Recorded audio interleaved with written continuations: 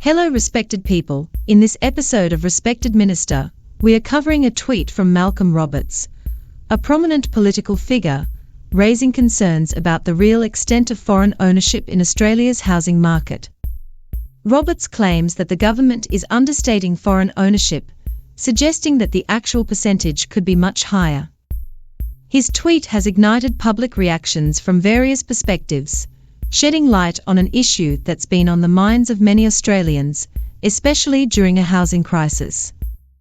Let's explore some of the comments and dive into the broader conversation about housing, transparency, and foreign investments. Disclaimer: the views expressed in this video are based on public tweets and do not necessarily reflect verified facts.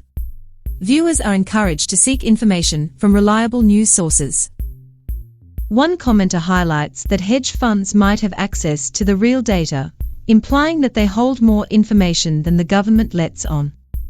This person suggests that even the tax department knows the true figures, but the information is being withheld. This points to a larger issue. Many believe that financial institutions and governments work in tandem, sometimes to the public's detriment. The sentiment here reflects a distrust of both government and financial sectors, especially when it comes to transparency. Another response suggests that the government may be playing with words, distinguishing between foreign investors and foreign ownership. This person speculates that the government might be providing technically correct, but misleading figures by focusing only on fully foreign-owned properties, rather than including properties partially owned by foreign investors. This raises the important issue of how data is presented to the public and whether or not it gives a full picture. This suspicion points to the idea that numbers can be manipulated to convey a desired narrative. In a more personal take, a commenter shares their knowledge of developments where foreign ownership, especially by Chinese investors, has exceeded 10%. According to them, many of these homes are left unoccupied as investments. This aligns with concerns about foreign investments driving up property prices without contributing to the local economy.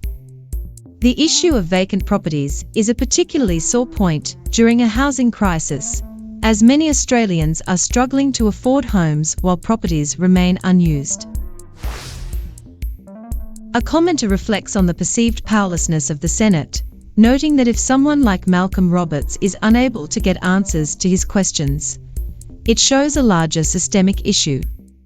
This person believes that democracy, as it currently functions, gives only an illusion of freedom, while in reality, the public remains under control through subtler forms of governance. This comment resonates with those who feel that political systems are no longer truly accountable to the people they serve.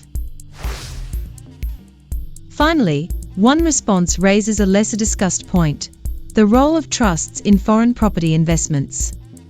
According to this person, foreign investors are using trusts, with Australian residents acting as intermediaries, to buy property. This strategy allows them to avoid being classified as foreign investors. This comment speaks to the complexity of financial regulations and how loopholes are often exploited in ways that evade government scrutiny, adding another layer of concern for those watching the housing market. Malcolm Roberts' tweet about foreign ownership in Australia's housing market has certainly struck a chord with the public. The responses reflect a wide range of concerns, from government transparency and the manipulation of data to the real impact of foreign investments on housing availability and affordability. Whether it's through hedge funds, clever semantics, or trust loopholes, people are clearly frustrated with the lack of clarity surrounding this issue. What do you think? Is the government being transparent enough, or are we missing the full picture? Let us know your thoughts in the comments.